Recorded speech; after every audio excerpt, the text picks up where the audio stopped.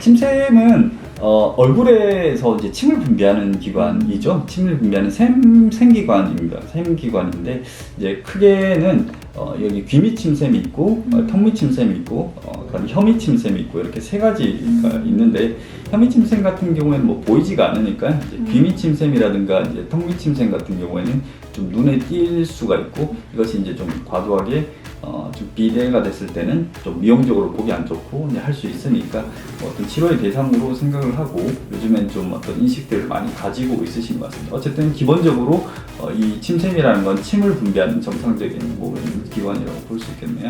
턱밑샘은 여기 이제 턱선에서 한 중간 정도 뒤쪽 부분 이렇게 돌렸을 때 뒤쪽 부분이 좀 불룩할 때라고 생각하시면 돼요. 가끔 여기는 절대 턱밑샘이 아니거든요. 여기는 그냥 지방인 거고 지방이나 늘어짐이 있는 거고 이제 뒤쪽 부분에 좀 이제 턱뼈 아래쪽이 좀 불룩한 부분들 이제 이쪽 부분이 턱밑샘 위치라고 생각하시면 되겠고 귀밑샘은 이제 귀 밑이지만 실제로는 귀 앞부터 해서 이렇게 귀 밑쪽, 귀 뒤쪽까지 이렇게 좀 넓게 위치하고 있습니다. 그래서 왜 귀밑샘이라고 불렀는지 잘 모르겠지만 어쨌든 귀 앞쪽도 있고 귀 밑쪽도 있고 귀 뒤쪽도 있고 이렇게 좀 넓게 위치한 그런 샘이라고 볼 수 있겠습니다. 침샘 비대는요, 일단 우선 침샘 자체가 이제 커져 있는 거를 얘기하는데 이게 왜 커져 있는가를 좀 이제 알아야 되는 거는 양성적으로 커져 있는 경우도 있지만 우선은 좀 병적으로 커져 있는 경우들도 있을 수 있습니다. 이제 그런 경우에는 뭐 염증이 있다든가 뭐 또 타석이 있다든가 침샘 돌이 있다든가 이다든가 아니면 자가 면역 질환이 뭐 쇼그렌 증후군 또는 뭐 안 그러면 종양 이런 것들이 있을 때 뭐 커질 수가 있는데 그건 이제 병적으로 커지는 거니까 병적으로 커지는 건 치료를 받으셔야 되겠죠. 그래서 치료를 받으시나 이제 이런 것들로 좀 정확하게 보고 치료를 받고 뭐 조직 검사가 필요할 수도 있고요.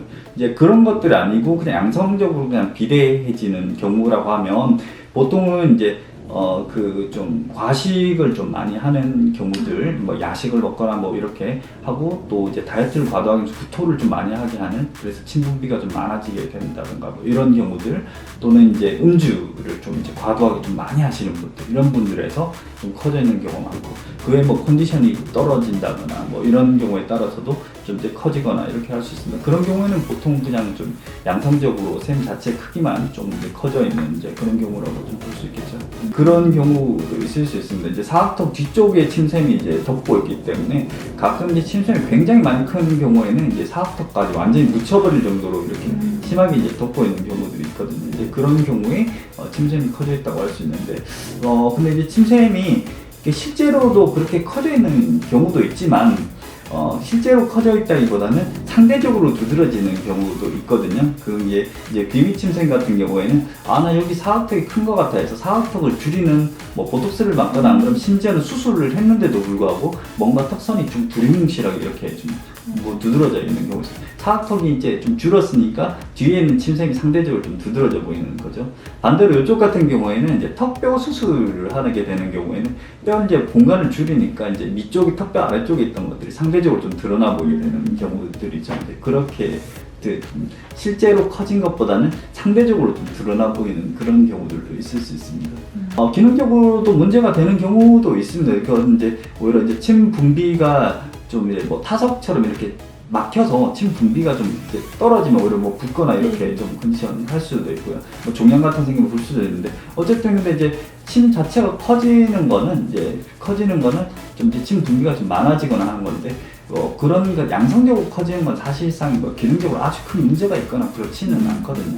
침 분비가 조금 많아질 수는 있겠습니다만 뭐 그게 굉장히 뭐 다른 경방성에 큰 문제를 일으키거나 그렇지는 않기 때문에 그래서 양성적 비대해진 거는 좀 줄여줄 수가 있는 거죠. 이제 줄여줄 수가 있는데 그거를 수술로 줄이는 건 사실 좀 쉽지는 않습니다. 이제 결국에는 좀 많은 리스크를 좀 감수하면서 해야 되는 부분이기 때문에 또한 이게 정상적으로 침을 분비하는 조직이죠. 하기 때문에 양성 비대를 가지고 침샘을 하기에는 주변에 이제 신경도 있고 하기 때문에 그런 부분들이 좀 해서 요즘 이제 보톡스로 치료를 많이 하게 되는 거죠. 보톡스로 침샘 자체를 이제 위축시키고 침 분비를 줄이고 2차적으로 침샘 이제 크기 자체를 좀 위축시킬 수 있으니까 이제 그런 부분들이 좀 도움이 좀 될 수가 있는 거죠. 보톡스 치료가. 네, 그 아까 말씀드렸다시피 이렇게 양성적으로 비대해진 경우에는 침샘의 이제 볼륨을 좀 줄일 수가 있습니다. 침샘은 이제 아세트콜린을 이제 차단하는 거고, 이제 그런 것들 마찬가지로 이쪽 부분에 역할에서 침샘의 이제 볼륨 자체를 좀 줄일 수가 있거든요. 그래서 침샘 볼륨 줄이고, 이런 것들이 뭐 예전부터 좀 써왔던 것들이 이제 애기들도 이제 좀 그 학동기에도 이렇게 침 분비가 좀 과다한 경우에 보툴린 독소로 이제 치료를 했었는데, 이제 그렇게 하면 이제 침 분비가 줄어드는 걸 이어서 2차적으로 침샘 자체도 좀 위축이 되니까 이제 그런 부분들을 이제 응용을 해서 미용적으로 이렇게 활용을 하는 것이죠. 그래서 뭐 보톨린 독소가 현재로서는 이제 침샘이 비대된 걸 줄일 수 있는 그냥 수술적인 것 제외하고는 수술적인 대부분 뭐 치료적으로 쓰는 거니까 유일한 어떤 치료라고 볼 수 있겠습니다. 그래서 이제 굉장히 좋은 부분이라고 할 수 있죠.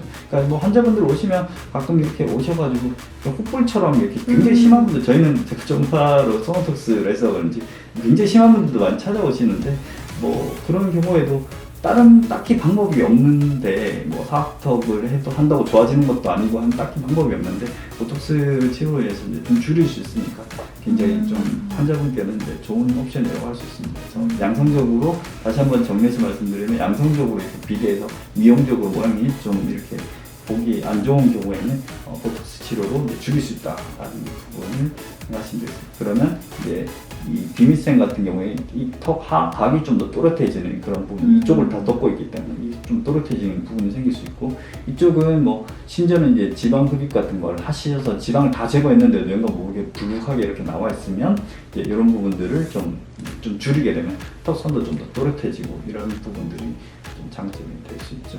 턱도 좀 유효 기간이 있죠. 아무래도 이제 6개월 정도 지나면 좀 다시 좀 돌아오는 경향이 있는데, 근데 이거는 조금 치료를 좀 쭉 많이 이제 뭐 단연간 좀 해오다 보니까 사각턱과는 반응이 조금 좀 다릅니다. 사람들과 일정하게 똑같이 나타나는 건 아니고요. 사람마다 조금 좀 틀리고 반응이 좀 느릴 수도 있고 한데, 일단은 좀 그런 부분들이 다시 돌아오기는 하지만 조금 아까 말씀드렸던 그런 생활 습관들을 좀 교정을 하고 하면 조금 더 지속 기간을 좀 더 길게 가져갈 수 있는데, 초기에 어느 정도 좀 줄여놓고 나서 그 다음에 이제 유지요법과 뭐 6개월이든 1년이든 이렇게 가면 그런 경우에는 꽤 생활습관 교정이 이루어지면 같이 뭐 과음을 좀 줄인다든가 좀 음주를 좀 줄인다든가 그런 어떤 과식이나 이런 것들, 야식, 과식 이런 것들 좀 줄이고 하시면 훨씬 좀 지속 기간이 길어질 수 있는 이제 그런 부분들도 분명히 그런 어떤 환자적인 그런 팩터들도 분명히 좀 존재합니다. 일단 이제 두 군데가 좀 다른데요. 이쪽 같은 경우에는 일단 좀 범위를 조금 더 명확하게 좀 파악을 해야 되고, 이제 침샘의 이제 좀 깊은 곳에는 안면 신경이 나오게 됩니다. 이제 그거를 건드릴 가능성이 사실 많지는 않겠지만 그래도 일단은 신경이 나오기 때문에 좀 주의는 필요하고, 그다음에 효과적인 측면에서 이 범위를 좀 정확하게 잘 판단을 해서 줄여야, 그래서 정확하게 침샘을 좀 줄여야지 좀 효과가 아무래도 좀 더 낫겠죠.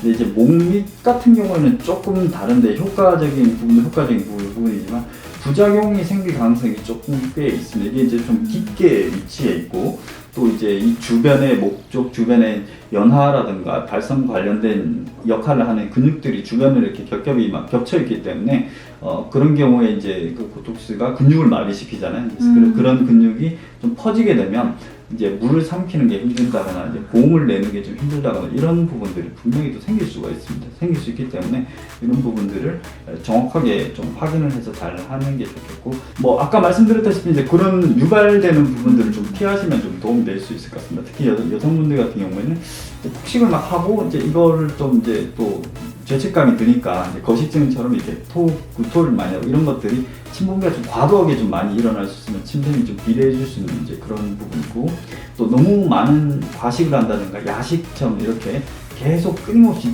분비되는 것들, 또 음주를 계속 너무 많이 한다든가 이런 부분들에 대해서 침샘이 좀 커질 수가 있기 때문에 이제 그런 부분들을 좀 생활 습관을 교정을 하시면 좋겠고요. 아무래도 뭐 스트레스 관리라든가 뭐 잠 충분히 주무시거나 뭐 이런 것들, 뭐 이런 것들도 뭐 당연히 좀 도움은 될 수 있겠죠. 네, 그런 부분들을 좀 주의하시면 치료 후에 지속 기간도 길어질 수 있고, 그다음에 좀 이런 커지는 걸 좀 예방할 수도 있고 합니다.